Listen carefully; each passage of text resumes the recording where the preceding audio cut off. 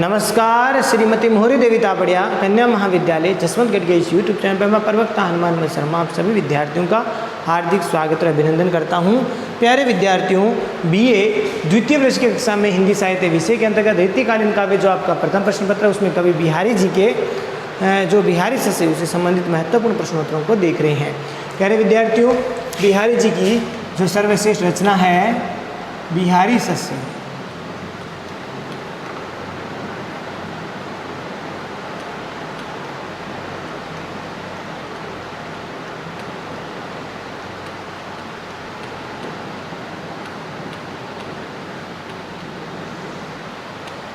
इससे हम महत्वपूर्ण प्रश्नोत्तरें देख रहे हैं। तो हमारा जो प्रश्न है प्यारे विद्यार्थियों, विगत वीडियो से जो हमारा चल रहा है, बिहारी जी की जो अलंकार विधान है, बिहारी की अलंकार योजना की समीक्षा करनी है। बिहारी की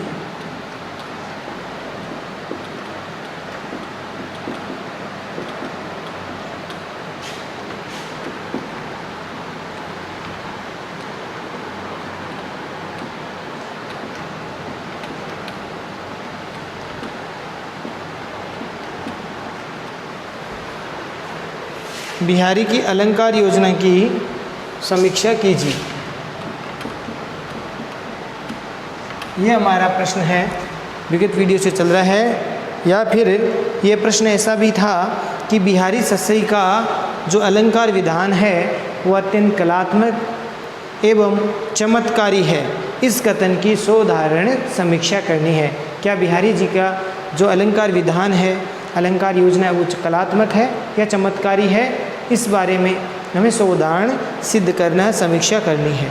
तो प्यारे विद्यार्थियों, इस प्रश्न के उत्तर में हमने इसकी भूमिका पढ़ी थी और उसके बाद में हमने बिहारी जी के अलंकार योजना को पढ़ा। और बिहारी जी के अलंकार योजना में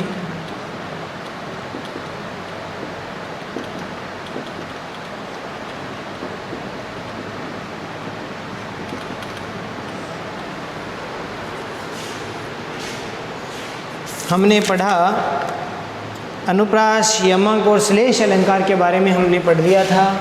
उनके उदाहरण हमने पढ़े थे। अनुप्रास, श्लेष, यमक अलंकार, इनके बारे में हमने पढ़ा। आज हम लेते हैं अगले अलंकार, यानी अलंकार योजना के तहत जो बिहारी सस्य में बिहारी जी ने प्रयोग किए हैं वह है उपमा अलंकार। उपमा देखिए, बिहारी जी ने उपमा अलंकार का प्रयोग कैसे किया है बिहारी सस्य में। तो बिहारी जी ने अपने छोटे छोटे दोहों में उपमा अलंकार का प्रयोग है वो बड़ी कुशलता के साथ बहुत अच्छा समावेश है वो किया अपने काव्य में। उपमा अलंकार का सुंदर प्रयोग है वो अपने बिहारी सस्य ग्रंथ में किया है। तो ये आप लिख सकते हैं। और इनकी उपमा अगर हम बात करें तो कालिदास की तरह दीपशिखा से जैसे कालिदास ने अपने काव्य ग्रंथों में दीपशिखा से सौंदर्यता का बखान किया है, ऐसे बिहारी जी ने भी दीपशिखा के समान इनकी रचना मानी जाती है, इनकी उपमा मानी जाती है। जैसे एक उदाहरण है अंग अंग नग जगमगे, अंग अंग नग जगमगे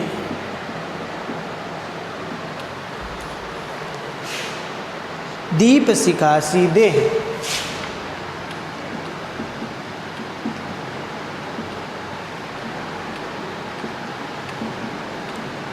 दीप सिखासी देह, दिया बढ़ाए हूँ रहे।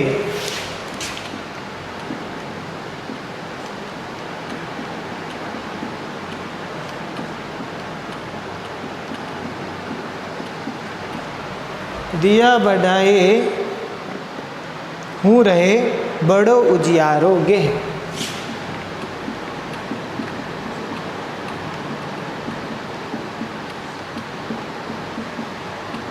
इन पंक्तियों में प्यारे विद्यार्थी उपमा अलंकार है और उपमा अलंकार है और इसमें नायिका की सुंदरता का, नायिका के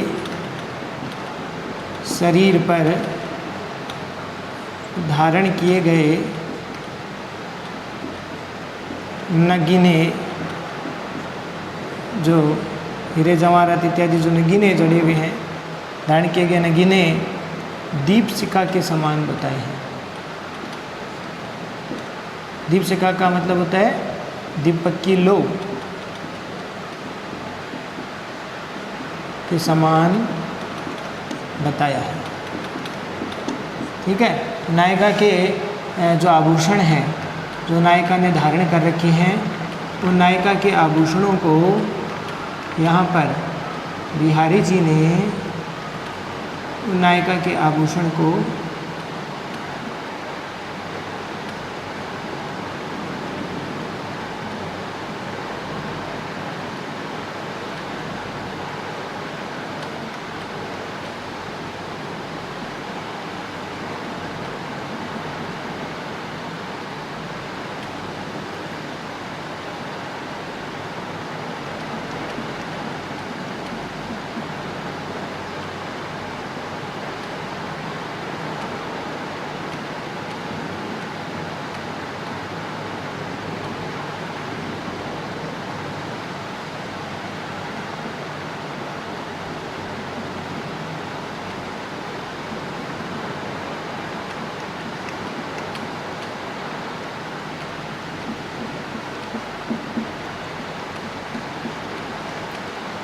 दीपक की लो के समान उपनीत किया गया है। तो प्यारे विद्यार्थियों, नायिका के आभूषण को दीपक की लो के समान जो है चित्रित किया है।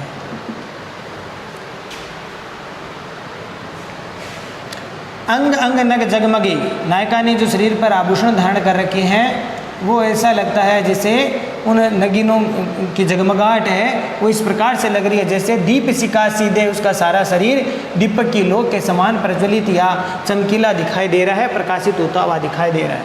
जैसे दीपक को दिया बढ़ाए हूँ रहे, यानी दीपक को बुझा देने पर भी नायिका के रूप सौंदर्य और उसके शरीर पर धारण किए हुए नगीनों से बड़ो उजियारो गे मने घर में जो है उजाला हो सकता है या उजाला हो जाता है।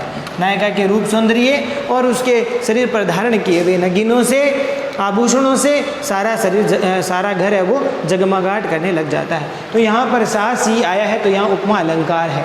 तो इस प्रकार से उपमा अलंकार का जो है बिहारी जी ने अच्छा प्रयोग किया है।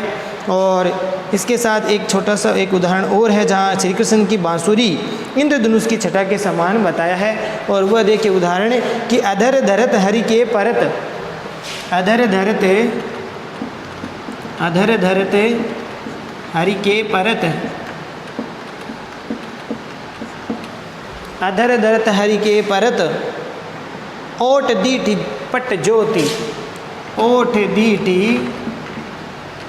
पट ज्योति। और हरित बांस की बांसुरी, हरित बांस की बांसुरी, इंद्रधनुष रंग होती, इंद्रधनुष रंग होती। तो इसमें बिहारी जी ने श्री कृष्ण जी के होठों पर धारण की हुई जो बांसुरी है उसको इन्होंने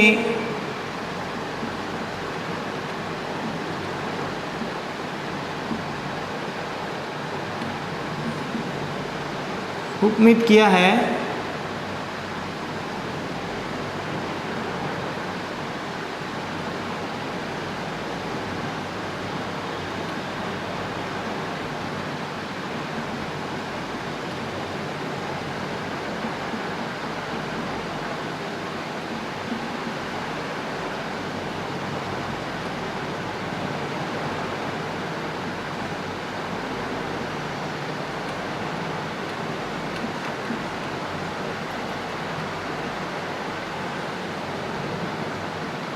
तो इस प्रकार से प्यारे विद्यार्थियों श्री कृष्ण जी के होठों पर अधर धरत हरि के परत, यानी होठों पर धरत मन धरने पर हरि मन श्री कृष्ण जी के पड़त मन पड़ती है। ओट दीठी, ओट मन होठों पर, दीठी मन दृष्टि, पट मन वस्त्र पीताम्बर, ज्योति मन ज्योति प्रकाशित होते हैं। हरित बांस की बांसुरी, हरे रंग की बांसुरी, बांस की बनी हुई जो बांसुरी है वह इंद्रधनुष के रंग की होती है, यानी इंद्रधनुष के समान हो जाती है। यानी श्री कृष्ण जी के होठ कैसे हैं? लाल हैं। तो लाल और उसके साथ में जो है पीताम्बर वस्त्र उन्होंने धारण कर रखा है, तो पीला रंग, पीताम्बर जो वस्त्र है वो पीला रंग है, उससे नारंगी रंग बन जाता है। ठीक है। और इसी प्रकार से श्री कृष्ण जी के होठ लाल है और उनकी जो दृष्टि है वो श्याम रंग की है। तो श्याम रंग और लाल रंग मिल कर के जो है इसमें बैंगनी रंग का निर्माण होता है या बैंगनी रंग बन जाता है।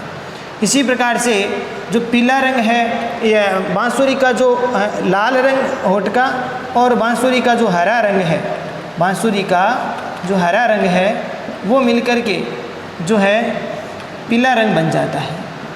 तो इस प्रकार से ये इन रंगों के द्वारा इंद्रधनुष का निर्माण हो जाता है।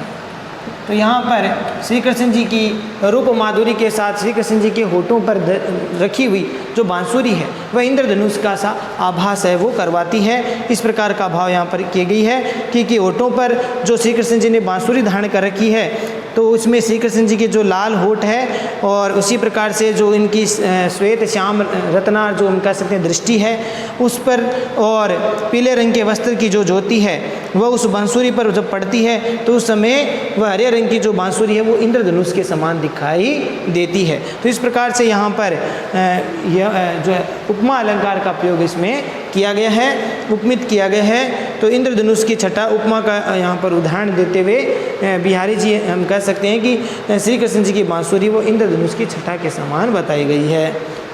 तो इस प्रकार से उपमा अलंकार हो गया। अगला एक अलंकार और हम लेते हैं प्यारे विद्यार्थियों, अगला अलंकार हम लेते हैं वो है रूपक अलंकार।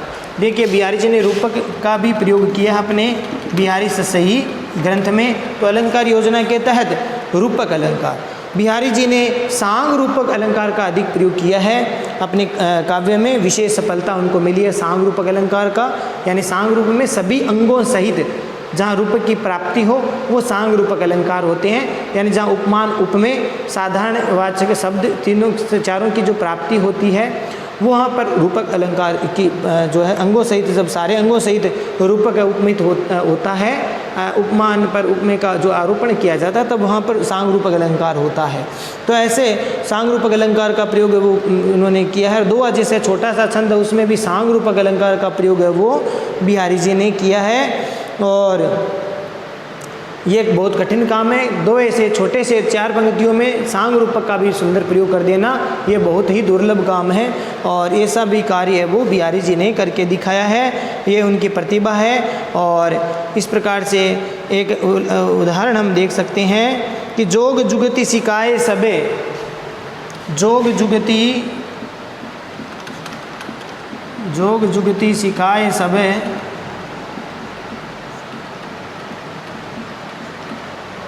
जोग जुगति सिकाए सबे,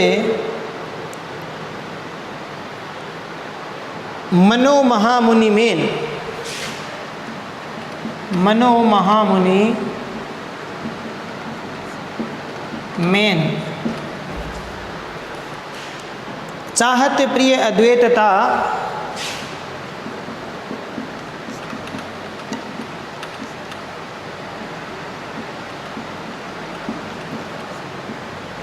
कानन सेवत नैन, काननु सेवत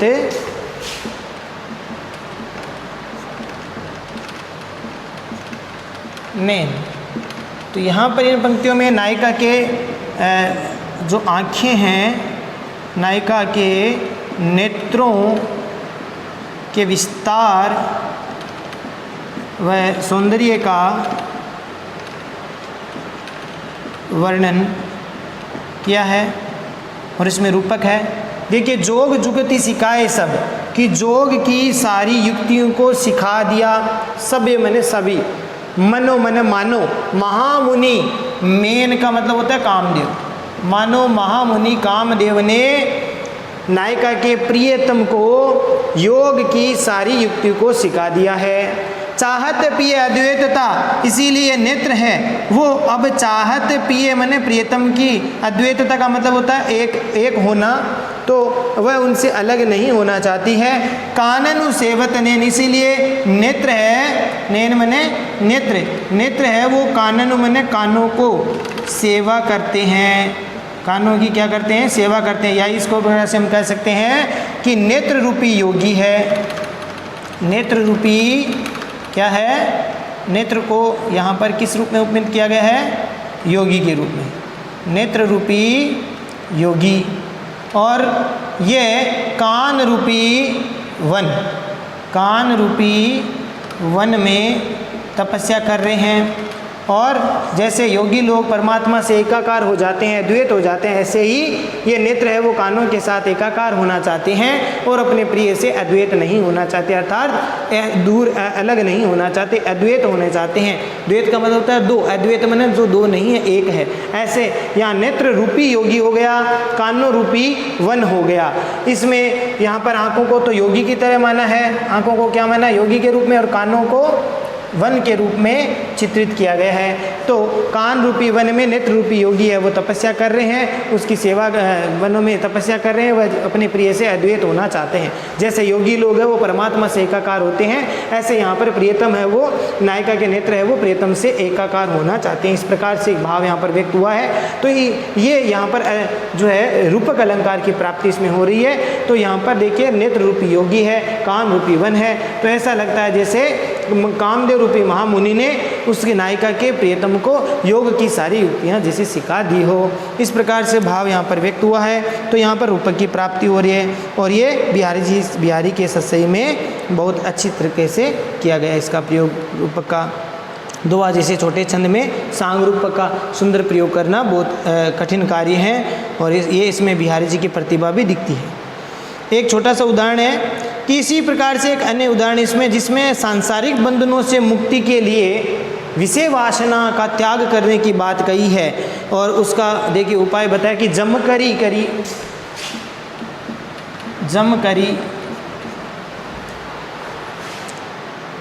करी मुँह तर हरि पर्यो,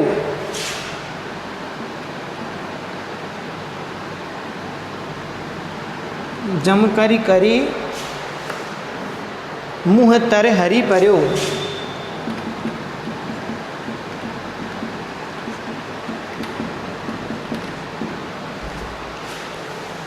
इही धरी हरि चित लाऊं, इही धरी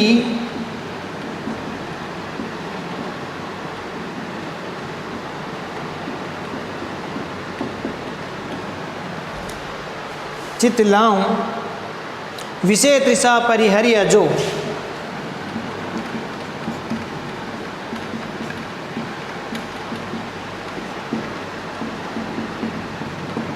अजो नर हरि के गुण गाऊं, नर हरि के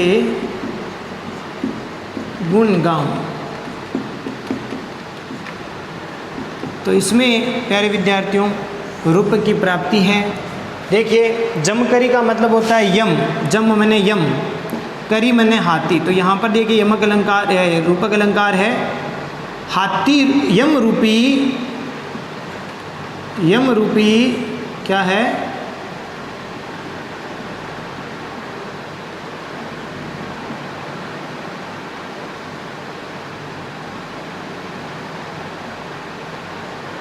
ठीक है,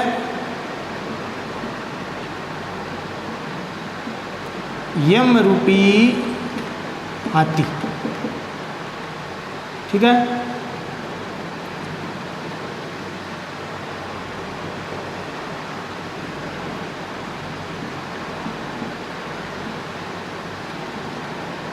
ये यम रूपी हाथी है। उसके मुंह तरहरी, कोई मनुष्य को लक्ष्य करके कहा गया कि यम रूपी हाथी के मुंह में तरहरी पर्यो, मैंने उसके तलहटी में, तरहरी का मतलब तलहटी में या उसके नीचे पड़ा हुआ है मनुष्य, तुम यम रूपी हाथी के नीचे पड़े हुए हो।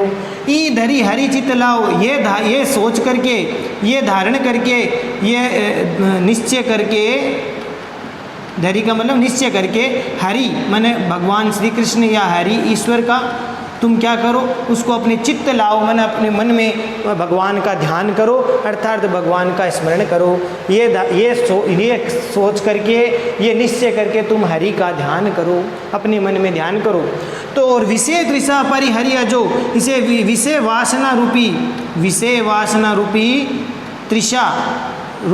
तृषा माने तृष्णा को परिहरि माने छोड़ दो, अजो माने अब भी नर हरि, यानी नर हरि का मतलब ऐसे सिंह होता है, तो यहाँ पर नरसिंह भगवान की बात कही जा रही है कि नर रूपी सिंह, ठीक है, या सिंह रूपी जो नर है, इस प्रकार से तो नरसिंह भगवान की तुम क्या करो, गुण गाओ माने गाओ। तो यहाँ पर विषय आसक्ति छोड़ करके भगवान के स्मरण की बात कही गई है। और इसमें यम रूपी हाथी, तो यहाँ पर रूपक अलंकार का प्रयोग देखिए किया गया है, यम रूपी हाथी है। तो इस प्रकार से विषय वासनाओं को छोड़ करके तुम नरसिंह का जो है, नरसिंह भगवान का गुण तुम गाओ। तो यहाँ पर रूपक अलंकार की प्राप्ति हो रही है। तो प्यारे विद्यार्थियों, आज हम इतना ही पढ़ेंगे, क्योंकि और पढ़ेंगे तो काफ़ी लंबा हो जाएगा वीडियो। तो आशा करता हूँ ये दोनों आपको ठीक से समझ में आ गया होगा, और ये उदाहरण आपको ठीक प्रकार से समझने हैं, लिखने हैं, याद करने हैं, ठीक है। तो आशा करता हूँ यहाँ तक आपको समझ में आ गया होगा।